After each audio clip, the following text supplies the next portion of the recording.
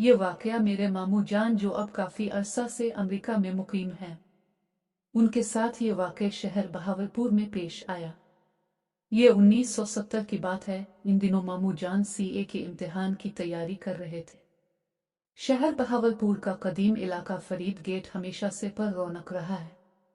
रात के वक्त मामू जान कुछ खरीदने फरीद गेट आए और मतलूबा सामान लेकर वापस रवाना हो गए। सर्दियों का धुंध भरा मौसम था। रात के कम पेश 10 बजे से ज्यादा वक्त था।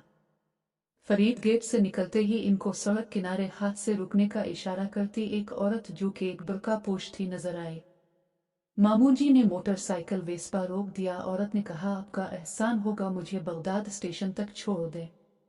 इस वक्त कोई साइकिल रिक्शा नहीं मिल रहा और मेरा जाना बहुत जरूरी है।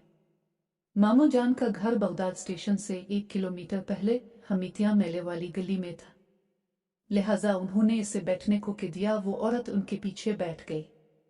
5 मिनट के सफर के बाद मेले वाली गली आ गई। मामू जान ने असको कहा, मेरा घर इस गली में है, मगर मैं आपको आपके घर तक छोड़ देता हूं। मगर औरत खामोश रही। बगदाद स्टेशन करीब आता गया और सड़क सुनसान होती गई। जो लोग बहावलपुर रहते हैं या बहावलपुर देखा हुआ है, वो समझ सकते हैं कि इन दिनों बगदाद स्टेशन पे पुराने खाली क्वार्टर हुआ करते थे और आबादी न होने के करीब थी। बगदाद स्टेशन के सामने मेन रोड पर मोटरसाइकिल रोककर मामू जान ने कहा कि लीजिए, अब की मंजिल आ गई। वो औरत बोली, वो सामने तीसरी गली में मेरा क्वार्टर है, वहां उतार दे। मामू जान ने हामी भर ली। 2 गलियों के सामने से गुजरते हुए मामू जान को यूं लगा जैसे मोटरसाइकिल पे वजन बढ़ गया है। मामू जान बोले, मेरी बहन वक्त नहीं, अकेले रात को ना निकला करे। वो औरत खामोश रही। तीसरी गली में एक क्वार्टर था जो अंधेरे में डूबा हुआ था।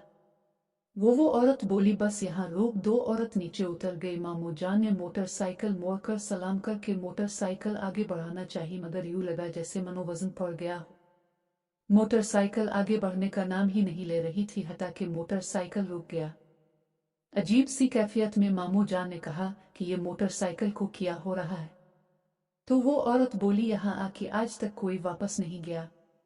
बड़ी किस्मत वाले हो तुम कि तुम्हारी माँ इस वक्त तुम्हारे ऊपर हिफाजत के लिए आयतल कुर्सी पढ़ के फूंक रही है।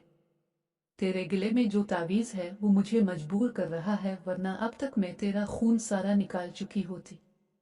मामू जान ने कपकपाते होंठों से आवाज़ बिल्ला कहा और मोटरसाइकिल को रेस दी। मोटरसाइकिल फराटे भरती चल पड़ी। बकौल मामू जान के उन्हें नहीं पता कि कैसे रास्ता कटा, कैसे घर आया। घर आके जोर जोर से दरवाजा बजाया कि सबकी आंख खोल गई। घर जाके कुछ होश बहाल हुए। घर वालों को सारा वाकया सुनाया। बात सुनते ही नानी अम्मा ने कहा कि हाँ, कुछ देर पहले तुम्हारा ख्याल आया कि तुम अभी तक घर नहीं आए, तो मैंने आयत अल कुर्सी पढ़ के तुम्हारा तसव्वुर करके फोन की थी। इस रात मामू जान सो ना सके। जब आंख लगती इनको लगता कोई इनके पांव पे उंगलियां फेर रहा है। इस सारी रात पूरे घर में अजीब सी बदबू फैली रही। सुबह घर वालों ने महल्ले की औरतें बुलवा कर आयत अल कुर्सी और दुरूद शरीफ का विर्द करवाया तो घर से बदबू खत्म हुई। कुछ दिन बाद एक दोस्त के हमरा दोपहर के वक्त मामू जान बगदाद स्टेशन तीसरी गली में इस क्वार्टर को देखने गए, मगर वह क्वार्टर का नामो निशान तक न था, कचरे का ढेर था। अगर आपको हमारी वीडियो अच्छी लगी हो तो वीडियो को जरूर लाइक कर दें और मजीद